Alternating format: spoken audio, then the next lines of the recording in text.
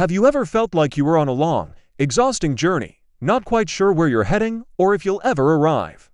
Imagine a young woman, Mary, weary from travel, riding a donkey on a dusty road under a canopy of brilliant stars. Beside her, her husband Joseph walks, his face a mixture of concern and unwavering faith, a single lantern cutting a small circle of light in the vast darkness. This wasn't just any journey, it was a journey ordained by God, leading them to a small town called Bethlehem. When they finally arrived, the town was bustling, overflowing with people.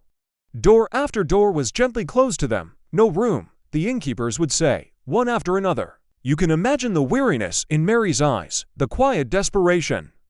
But even in this moment of rejection, there was a profound peace about her.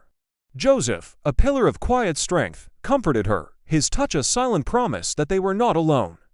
Their path didn't lead to a comfortable inn, but to a humble, lowly stable. It wasn't what they expected, but it was exactly where God intended them to be. Inside the stable, the air was surprisingly warm and still. Animals rested quietly in the hay, their soft breaths adding to the serene atmosphere. It was here, in this simple, unassuming place, surrounded by the gentle quiet of the night, that a miracle unfolded. Mary gave birth to her son. With loving hands, she wrapped the baby in swaddling cloths and laid him in a manger, a simple feeding trough for the animals. As she did, a soft, heavenly glow began to fill the stable, a light not from any lamp, but from the presence of God Himself. The King of Heaven, the Savior of the world, had arrived not in a palace of gold, but in a shelter for animals, his first bed made of hay. While this quiet miracle was happening in Bethlehem, out on the nearby hillsides, another was about to occur. A group of shepherds, men considered lowly by society, were doing what they did every night, watching over their flocks of sheep. The night was dark and silent, just like any other. But then, suddenly, the sky erupted in a blaze of glorious light. It wasn't the sun, but a host of angels shining with a brilliance that was both terrifying and magnificent.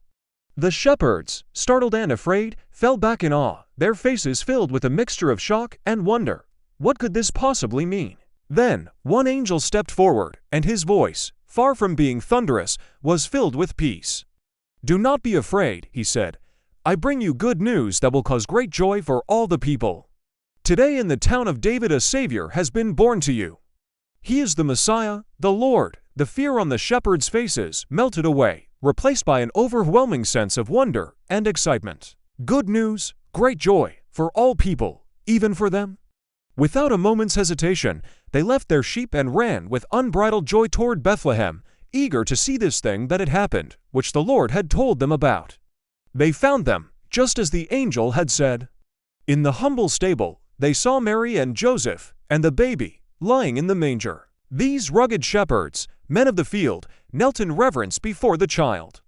They didn't see a helpless infant, they saw their promised Savior.